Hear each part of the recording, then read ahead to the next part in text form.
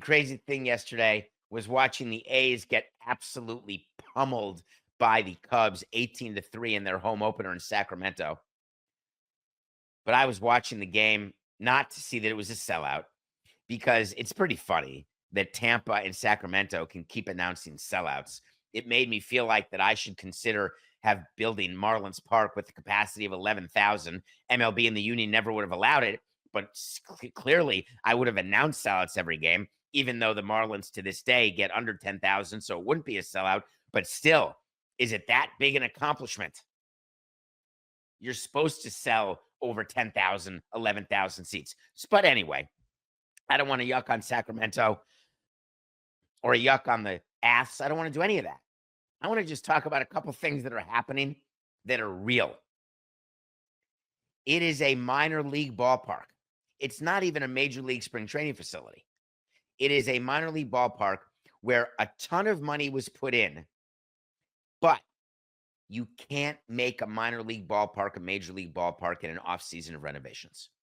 You can't dig in the ground and do a clubhouse behind the dugouts. There's just no time, no money, no reason. Do you know where the clubhouses are? The home team has to walk down the left field line to get to its clubhouse, which is better than the visiting team who has to actually walk through the center field gate. Don't worry about the press. They're taken care of. I don't know if we have a picture of it for the people watching Nothing Personal with David Samson live on YouTube or on the DraftKings network. If you're listening to this, I'm looking at a tarped shed.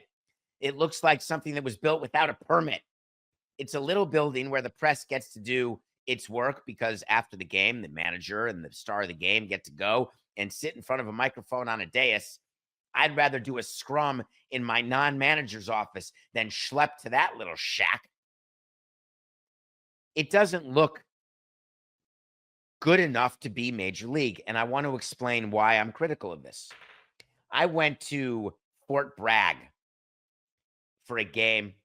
I've been to many special games, lucky in my career, and baseball does an incredible job of making temporary facilities, of making them really, really nice, of making the players and the executives and the manager feel at home, even though you know it's not your permanent place. You're there for an exhibition game. You're there for a series.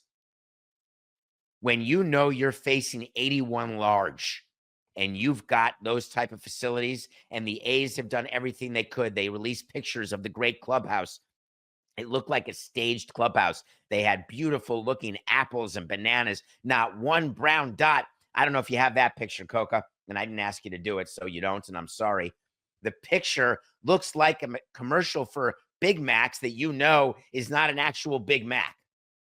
Been in enough clubhouses to tell you I've never seen a stack of bananas without a brown dot, or a bowl of apples that are so perfectly ripe that it makes you think to yourself, wow, is that Cezanne? I'm pretty interested here how it's all going to go down in Sacramento. And if you have 3 years, did you get it, Coca? You got it? Can you zoom in on the bananas? I don't have my glasses on. So, and people who are listening to this, you don't know, but we're showing the inside of a makeshift clubhouse. And yes, it looks nice. It looks like one of those things that you do when you are building a bunch of apartments and you have a, what's the word, Coke? I'm having a moment on a Tuesday when you have a model, or you dress up an apartment like a showroom, and you know it's all total fakeness and horse hockey. And if you would see a clubhouse at the end of a game versus the beginning of a game, you would laugh because you've got a big staff that cleans it, etc. But no matter what happens, no matter what city you're in, no matter what your payroll is, trust me, you don't get straight yellow bananas. The A's are going to be fine for a year. Next year is going to be Severino's second year of his 3-year deal. The A's are off to a great start, other than getting crushed last night, 18-3, which really ruins your run differential, as the Marlins saw by losing last night and getting crushed by the Mets. But the funny part is that Severino's second year, fine, getting tired of it.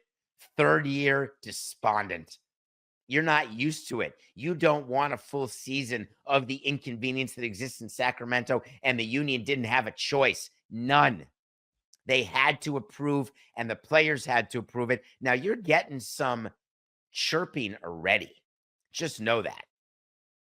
The Cubs came into town as visiting team, and they already said, hey, listen, this is not good enough.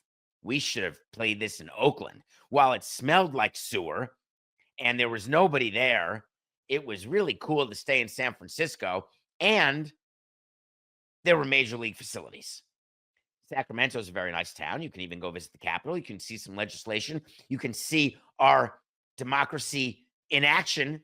But then you go to work where you spend all day and you're saying, this is suboptimal. It's subpar. And wait till they have to do it for a fourth year. No, I know they're doing a whole bunch of stuff. And they've got a Vegas permit ready to go, a building permit. They are fully ready to go to 2028. They're ready to start in a couple of months. They're telling you the construction timeline is under 36 months. And I'm telling you, good luck with that. You better sell a lot of shares at a $2 billion valuation, because you're going to have overruns in Vegas that'll give you night sweats and the shakes. I want to see a drone go over the construction in Vegas the way the drone went over the game in Sacramento. Now I'm distracted, Coca, because I got to tell you a drone story. Side note, can we do a quick drone story? We had an owners meeting when drones, they were just starting. No one really knew what was happening. And a discussion was had about drones and flight paths and being over your stadium and security issues. And I thought that drones were just meant not for spying or not for people who just wanted to watch the game in theory. I actually thought that they were weapons, and that the fear was that drones had like guns attached. And so we were having these breakout meetings, and I said in one of them, I said, I'm sorry to ask this, but do we have the right to shoot down the drone if we feel we're in danger? Because I didn't want our fans, I didn't want another thing to worry about during a home game. And I was told that no, the drones are not that. We will pass a rule that doesn't allow drones. We'll stop the game if we see a drone. We're going to report it. We're going to prosecute it. But don't worry, you're going to be fine. And I just remember all 65 inches of me sort of curling up and saying, sorry, that must have sounded stupid. But to this day, it doesn't. It worries me. All right, that was my drone story. Let's get back to Vegas and just let you know that you better start seeing some major drone footage of construction. And then I'm going to want an explanation as to how they're going to get this built this quickly.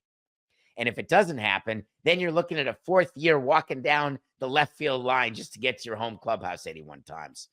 Total nightmare.